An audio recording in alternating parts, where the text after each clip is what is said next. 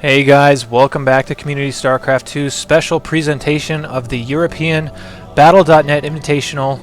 We are currently in the Losers Bracket Finals. This is Game 3, the final game in this match. Whoever wins is going to play Ret for the Tournament Championship. So there's a lot of money riding on the line in just this one game.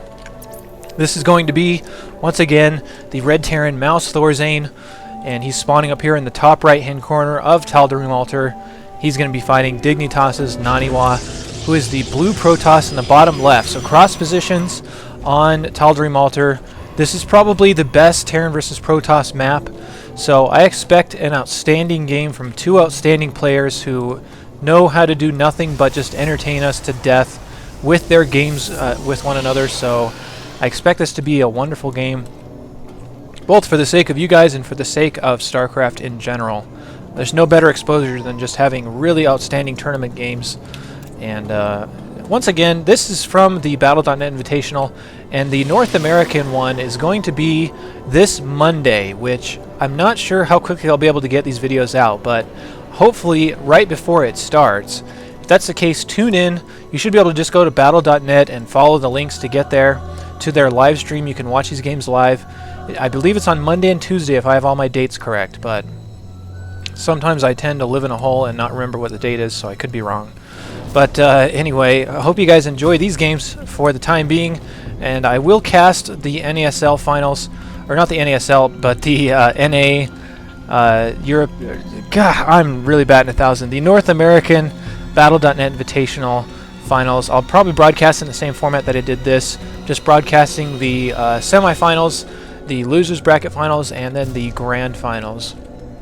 And again, once again, for those of you guys that might have missed it, if you're looking for the NASL final games, I'm actually awaiting permission from the NASL themselves to make sure that's okay to cast their games. So I hope those will be coming up soon.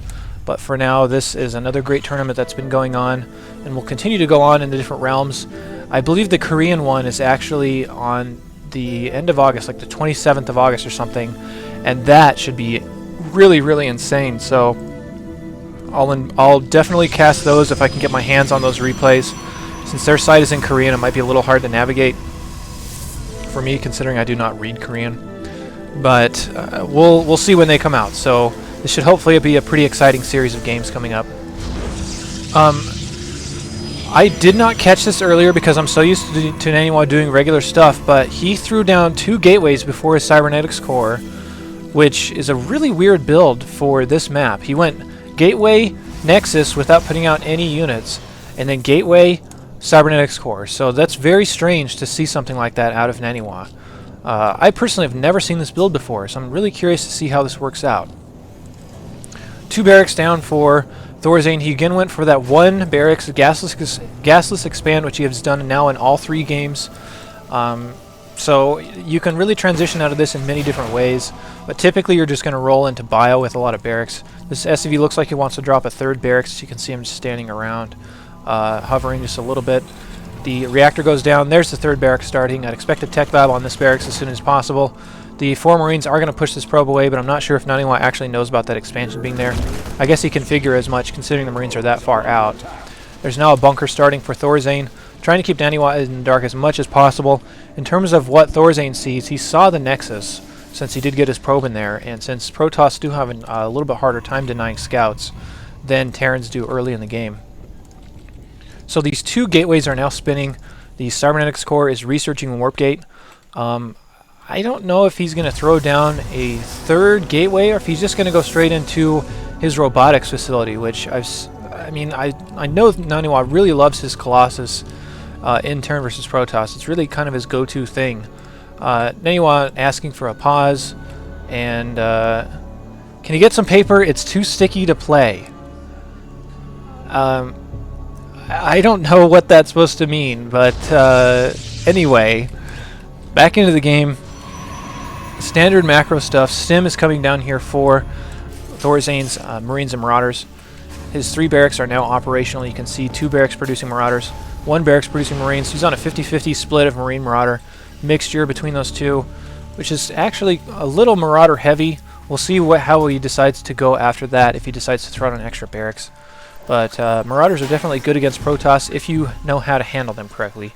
If you're just kind of you know, throwing them to the wind, they're going to definitely lose to Charged Zealots, which are very popular against Terran, or against Terran.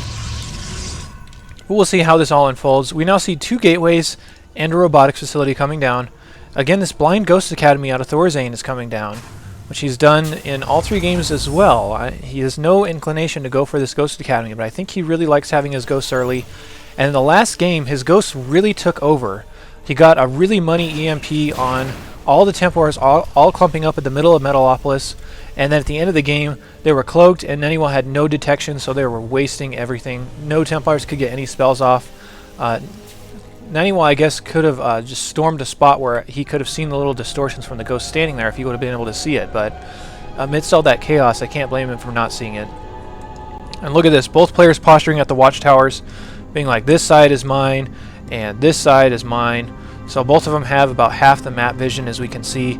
Both of them holding their own nearest watchtowers and rallying their forces down to in front of their base, as we can see. Naniwa is kind of poking around a little bit, taking a pretty fast third. So he's really in hardcore macro mode right now. Only Zealots and Sentries on the field right now for him. His Colossus Bay is coming down, and he does have a bunch of extra gateways coming down here in his main. So he's going to be on 6 gateways and a robotics producing Colossus. There's now double Forge coming down for 2 times the amount of upgrades at once. So Naniwa going into a very heavy scaling gateway plus Colossus army right now.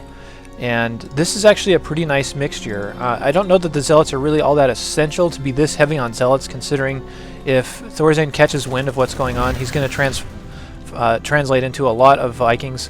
Here comes a pretty decent-sized push from ThorZain. These sentries do separate, then they reclump, so nice force fields to keep them down there.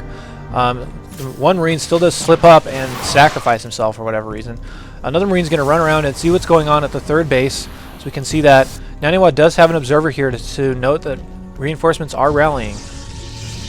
1 Colossus is now on the field, so I think ThorZain can now, or not ThorZain, but Naniwa can now afford to engage this army.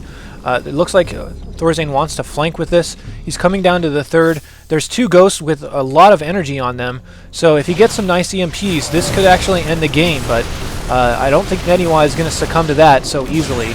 There's a huge EMP, another huge EMP. Everything is at no shield, so just as soon as I say that, he gets some money EMPs off. There's some really nice Colossus firing going on here. No medevacs to heal these up, so the longer he can keep this Colossus alive, the better chance he'll have of living. And he's going to push this off pretty well. So all these forces are really hurt. This 1 Colossus changed the battle so much, even though he got really nice EMPs. ThorZain losing that battle just a little bit. It wasn't too bad. He does scan and take out the Observer, but he is smart to get all these Marauders back home.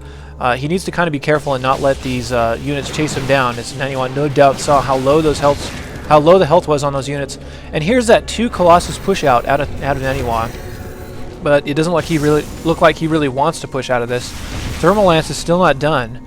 And, okay, every time I say he doesn't want to do something, he does it. So I guess I'm just going to start saying the opposite. Naniwa is going to suicide his army in there, and, okay, never mind. Here comes the next engagement. We're definitely going to see ThorZain sees this coming as he has a Marine holding the watchtower, and Naniwa now notices that. He's going to go ahead and roast up that Marine.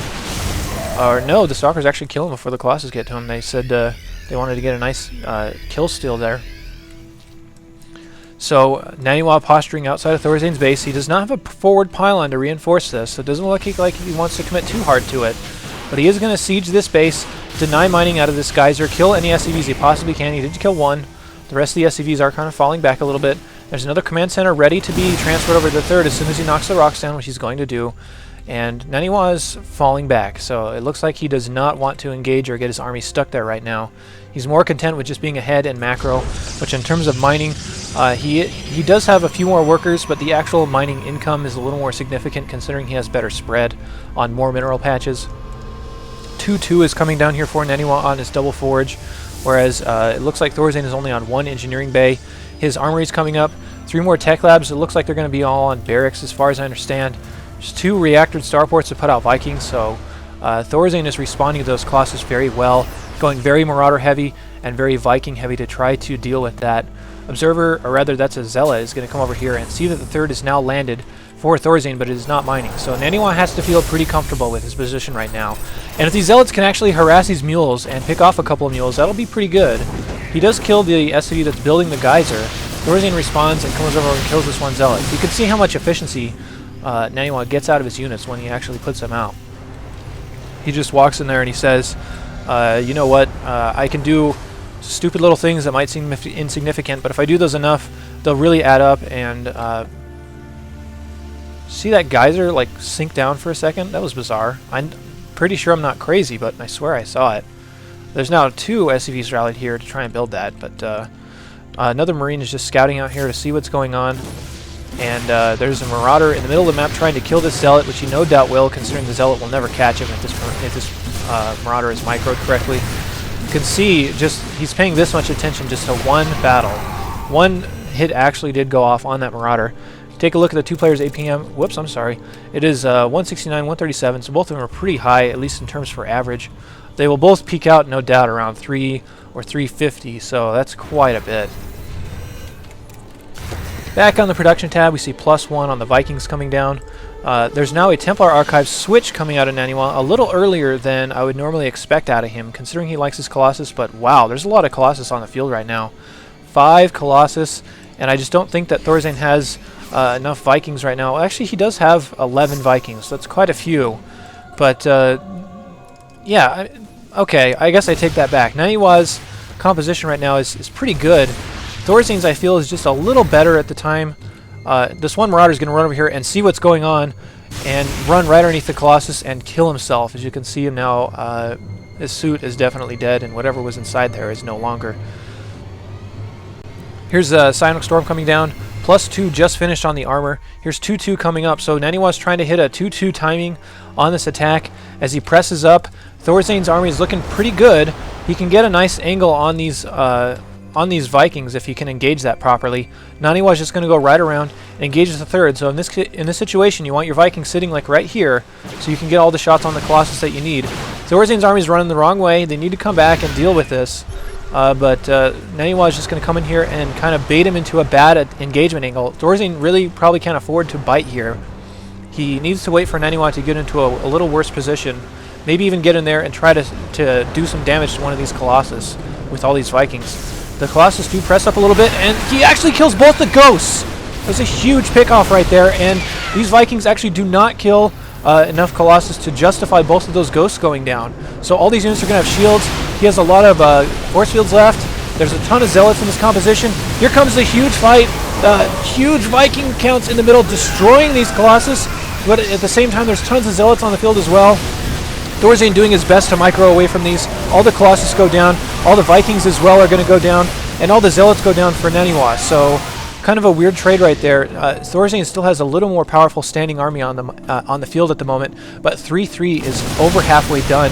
And ThorZain has not started his 3-3 yet. His level 2 armor is about to finish. Level 2 Viking weapons is about to finish. And this is the time where if you're ThorZain, you cannot stick with Vikings too much longer. I know he likes to stick with landed Vikings, but if you scan, and if he were to scan this army and see all these Templar, he would say, okay, cut Viking production now. I need Ghosts instead. Which he did not do. These Vikings actually do come out. So looks like he wants to use these Vikings for scouting rather than for actually fighting. Here comes this small push-in from Naniwa to see what he can do to this command center. He's going to get it pretty low. ThorZain needs to really repair. Nice storms coming down here from Naniwa. More storms on top of the SCVs. There's no Ghosts out to deal with this right now. As you can see, there's just in production. They're just rallying right now. A little bit late to the party. That command center actually fell. So Naniwa with a huge command center pickoff right there.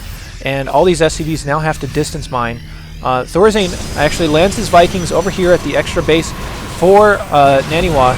A nice blink to get on top of these Vikings. He does lose 2 of them, but at least ThorZain now knows that this expansion is going up.